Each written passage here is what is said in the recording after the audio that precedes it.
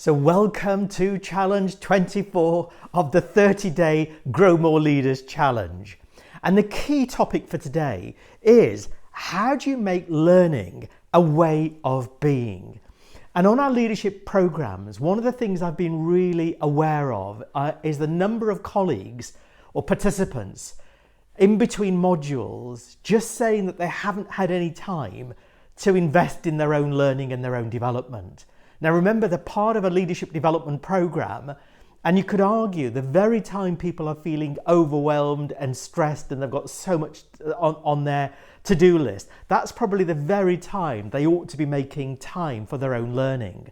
So if you're a coach, a consultant or a leader, how do you bake learning into your default setting? How do you bake it into your natural ways of working? And here are just 3 simple practical things that you can be doing.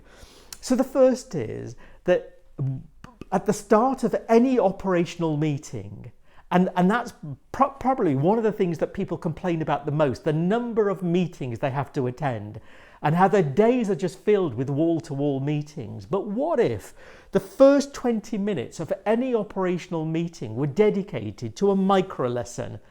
And this was an opportunity for peers to share some success stories, some key learning, to share their learning, to share their experience, to share their wisdom. And the idea is that you keep it to a maximum of 3 PowerPoint slides, 5 minutes to do the download, and then 15 minutes for a discussion and a conversation. And so we call that real-time learning.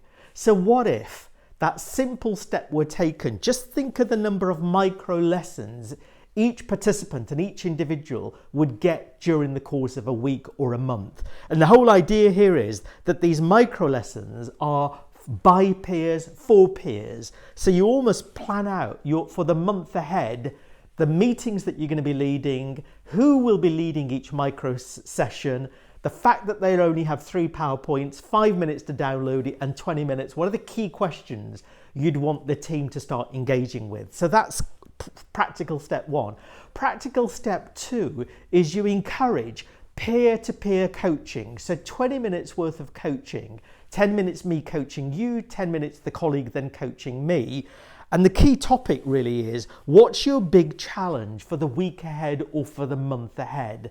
But the key question though is, what leadership will this situation require from you? What decision making will this situation require from you? How will you influence the key stakeholders? So it's all to do with behavioral focus rather than a task focus. So we call that self-learning. So it's helping individuals become much more aware of not only what goals and challenges will they focus on for the week ahead, but also how do I need to be mentally ready, and how do I need to be aware of leveraging my strengths, but also addressing some of the gaps and shortcomings that I know I typically tend to default to.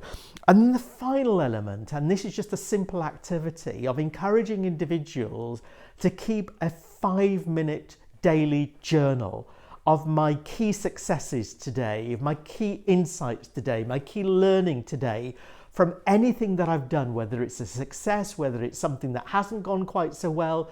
But the 5-minute daily practice of learning is mindful learning. But it's just such a simple activity of when people find themselves going from one meeting to another meeting, to another meeting, to another meeting, eating lunch at their desk, doing their emails, completing their expenses, and they get to the end of the week exhausted. But these 5-minute daily journaling activities is just a moment to pause, to stop, to reflect, and to self-evaluate ultimately what's working and what do I need to improve.